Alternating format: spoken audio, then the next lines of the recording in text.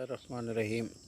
Dear viewers, last video में हमने 66 question जो हैं वो डिस्कस किए हैं टीचिंग मेथडोलॉजी के। नेक्स्ट 67 क्वेश्चन है, the affective domain was classified by. Affective domain जो है इसको किसने क्लासिफाई किया? क्रैथवॉल ने। क्रैथवॉल जो है उसने इसको अफेक्टिव डोमेन को क्लासिफाई किया। Affective domain is divided into 5 सब ग्रुप्स। अफेक्टिव डोमेन को 5 सब ग्रुप्स में डिवाइड किया गया। The lowest level of learning in affective domain is attending. Affective domain में लोएस्ट लेवल ऑफ लर्निंग जो है वो अटेंडिंग है। 71 है, right order of sub groups of 70 हम छोड़ गए तो 70 क्वेश्चन जो है, which is placed at the highest level of learning in affective domain. Affective domain में हाईएस्ट लेवल ऑफ लर्निंग पर कौन सा है? करेक्टराइजेशन। करेक्टराइजेशन जो है ये हाईएस्ट लेवल पर है अफेक्टिव डोमेन में। 71 क्वेश्चन है हमारा, right order of sub groups of affective domain is. Affective domain का राइट ऑर्डर जो है सब ग्रुप का, ये attending, responding, valuing, organisation, characterisation, D वाला जो है ये करेक्ट है। इसमें लोएस्ट लेवल जो है वो अटेंडिंग है और हाईएस्ट लेवल जो है वो करेक्टराइजेशन है। अटेंडिंग के बाद रिस्पॉन्डिंग आता है, फिर वैल्यूइंग, फिर ऑर्गेनाइजेशन और फिर करेक्टराइजेशन। 72 क्वेश्चन है, willingness to attend to particular phenomena is attending और रिसीविंग। किसी ख़ास फिनोमेना को अटेंड करने की जो विलिंगनेस है ये अटेंडिंग या रिसीविंग लेवल पे आता है। उसके बाद नेक्स्ट है हमारा 73 क्वेश्चन, विच सब group of affective domain focuses on active participation in. Affective domain में एक्टिव पार्टिसिपेशन पर फोकस जो है वो किस सब ग्रुप में किया जाता है? रिस्पॉन्डिंग में। रिस्पॉन्डिंग में स्टूडेंट जो है उसकी एक्टिव पार्टिसिपेशन शो होती है। तो ये अफेक्टिव डोमेन का जो पार्टिसिपेशन, एक्टिव पार्टिसिपेशन पर फोकस है, ये रिस्पॉन्डिंग लेवल में आएगा। 74 है, bringing together different values into a consistent value system is organisation. Bringing together different values, मुख्तलिफ वैल्यूज़ को इकट्ठा लाना, into a consistent value system, एक ख़ास कंसिस्टेंट वैल्यू सिस्टम में, उसे हम ऑर्गेनाइजेशन कहते हैं। 75 है, affective domain focuses on adoption of a value system as a part of lifestyle in. Affective domain जो है वो वैल्यू सिस्टम जो है बतौर लाइफ स्टाइल के पार्ट के अडॉप्शन जो है वो किस में फोकस करती है? करेक्टराइजेशन में। This is the highest level in the affective domain, characterisation. जब हम किसी कोई भी वैल्यू जो है उसको बच्चा जो है वो अपनी ज़िंदगी में अपना लेता है तो इसका मतलब है कि वो उसके करेक्टर का हिस्सा बन गया है, तो इसे हम करेक्टराइजेशन कहते हैं। नेक्स्ट 76 है, psychomotor domain. Psychomotor domain was classified by Simpson in 1972। Psychomotor domain जो है ये सिम्पसन ने इसको क्लासिफाई किया 1972 में। नेक्स्ट 77 है, affective domain was divided into sub groups by Krathwohl. Affective domain को क्रैथवॉल ने सब ग्रुप्स में डिवाइड किया 1964 में। 1964 इसका करेक्ट आंसर है। 78 है, psychomotor domain was divided by Simpson in 7 sub groups. Psychomotor domain को सिम्पसन ने 7 सब ग्रुप्स में डिवाइड किया। 79 है, the characteristic of behavioural objective is. Behavioural objective का करेक्टरिस्टिक जो है वो है observable and measurable. Behavioural objective में ऑब्जर्वेबल एंड मेजरेबल जो है ये इसका करेक्टरिस्टिक है। नेक्स्ट हम देखते हैं ये 80 क्वेश्चन। 80 क्वेश्चन में है the right sequence of sub groups of psychomotor domain is. Psychomotor domain के सब ग्रुप्स का जो राइट सीक्वेंस है वो है, सबसे पहले परसेप्शन आता है, फिर सेट, फिर गाइडेड रिस्पॉन्स, फिर मैकेनिज़्म, फिर कम्प्लेक्स ओवर्ट रिस्पॉन्स, फिर अडेप्टेशन और फिर ओरिजिनेशन। तो पर ये जो है ये इसका राइट सीक्वेंस है। सबसे पहले परसेप्शन, फिर सेट, फिर गाइडेड रिस्पॉन्स, फिर mechanism, complex overt response, adaptation and origination. तो इसके लिहाज से जो परसेप्शन है ये लोएस्ट लेवल है और ओरिजिनेशन जो है ये इसका हाईएस्ट लेवल है।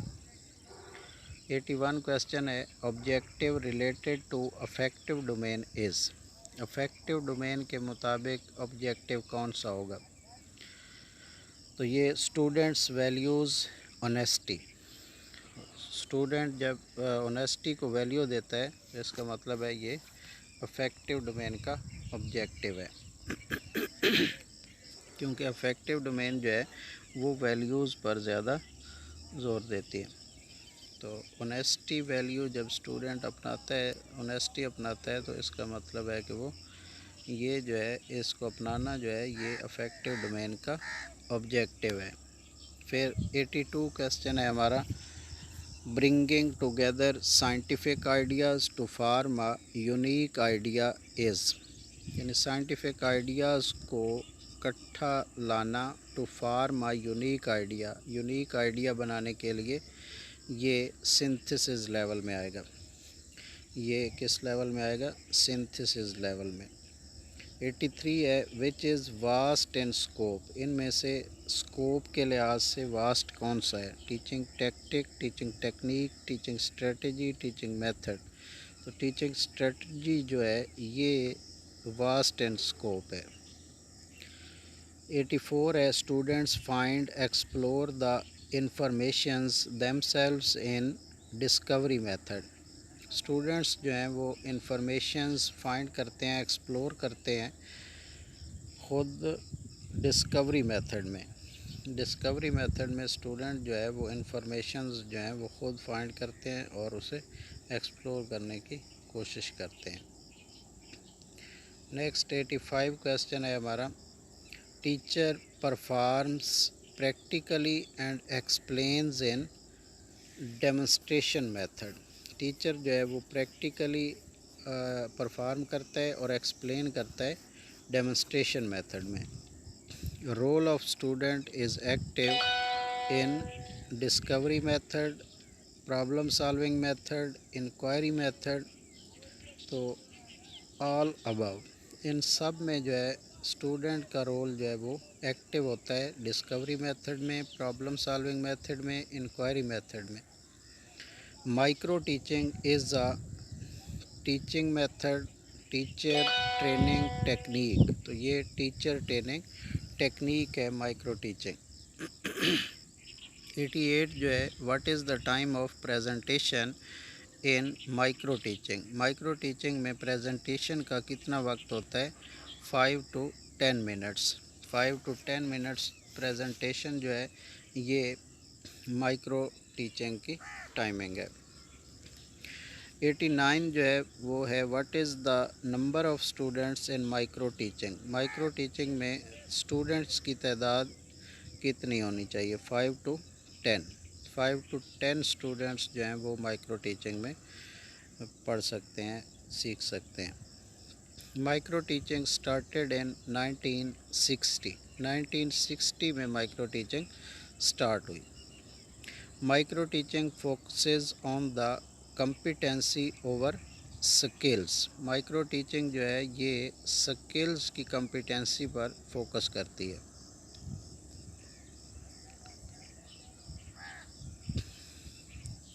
नेक्स्ट है which is more suitable in teaching of science. Science की टीचिंग में कौन सा मेथड जो है वो सबसे सूटेबल है? तो इसका करेक्ट आंसर है project method. Which one is exception? इनमें एक्सेप्शन कौन सी है? Books, magazines, diagrams. तो टीवी। टीवी जो है ये इसमें एक्सेप्शन है, क्योंकि बुक्स, मैगजीन्स एंड डायग्राम्स ये एक कैटेगरी से ताल्लुक़ रखते हैं और टीवी जो है ये अलग कैटेगरी से है, तो टीवी यहाँ एक्सेप्शन होगा। 94 क्वेश्चन है which is not included in print media. Print media में कौन सा शामिल नहीं है? बुक्स, मैगजीन्स, डायग्राम्स जो हैं ये प्रिंट मीडिया में शामिल हैं, जबकि टीवी जो है ये प्रिंट मीडिया का हिस्सा नहीं है। नेक्स्ट 95 है how many sense a person uses while observing film.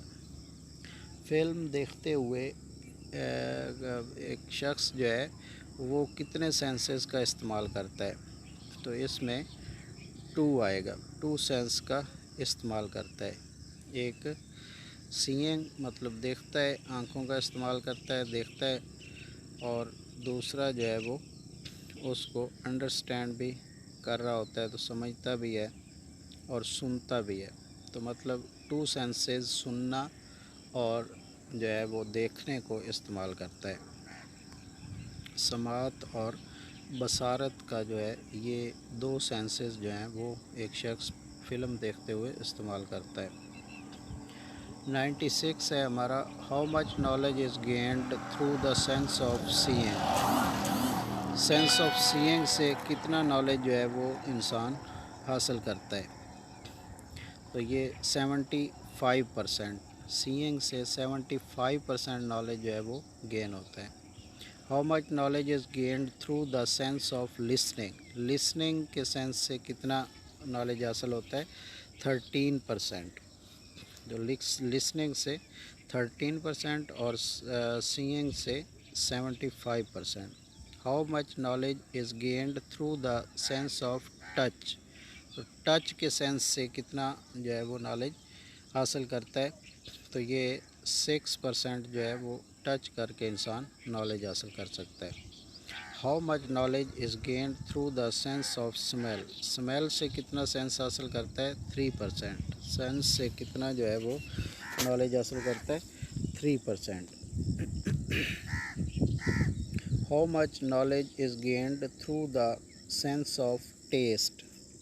Sense of taste से कितना नॉलेज हासिल किया जाता है? 3%। सेंस ऑफ टेस्ट से 3% नॉलेज मिलता है। According to W Thurber types of models are 3। W Thurber के नज़दीक उसके मुताबिक मॉडल्स की जो टाइप्स हैं वो 3 हैं। Mockup models are those which explain principles और working of machine. Mockup models वो हैं विच एक्सप्लेन जो वजाहत करते हैं प्रिंसिपल्स और वर्किंग ऑफ मशीन, यानी किसी मशीन की वर्किंग या प्रिंसिपल्स को एक्सप्लेन जो करते हैं उसको हम मॉकअप मॉडल्स कहते हैं। नेक्स्ट 103 है a field trip is arranged for making an excursion, see other people doing things, note the meaning of actions, all of the above. तो इसमें correct option all of the above है। Field trip में जो है वो हम making an excursion मतलब तफरी जो है वो हासिल करना, सी अदर पीपल डूइंग थिंग्स दूसरे लोगों को देखना, करते हुए चीज़ें करते हुए, काम करते हुए, note the meaning of action और एक्शन के मीनिंग को नोट करना। तो these all are the arranged in field trip. इन सब को हम एक फील्ड ट्रिप में अरेंज करते हैं। 104 क्वेश्चन है हमारा interest can be created in students in specific topics of study by the use of chalk board, flannel, bulletin board. Interest can be created in students में इंटरेस्ट क्रिएट की जा सकती है in specific topics of study, ख़ास study के topics में, by the use करके, chalk board use करके, फिलर इन और बुलेटिन बोर्ड। तो ऑल ऑफ द अबव जो है ये करेक्ट ऑप्शन है कि ये सब जो है ये इस्तेमाल करके हम जो है वो बच्चे की इंटरेस्ट क्रिएट कर सकते हैं बच्चे में। 105 जो है the most direct experience from the following is that of, इसमें मोस्ट डायरेक्ट जो एक्सपीरियंस इनमें से कौन सा है? Field trip. फील्ड ट्रिप जो है ये डायरेक्ट एक्सपीरियंस है, बच्चे ख़ुद जो है जब देखते हैं काम करते हुए लोगों को फील्ड में, तो वो मज़ीद जो है वो बेहतर अंदाज में उसको एक्सपीरियंस कर सकते हैं। तो आज हमने 105 क्वेश्चन तक सेकंड टॉपिक के कर लिए हैं। तो उम्मीद है आप लोग समझ रहे होंगे, और अगर कोई इसमें कमी बेशी है तो कमेंट्स में बताएं ताकि इसको मज़ीद मैं बेहतर बना सकूं। थैंक्स, अल्लाह हाफिज़।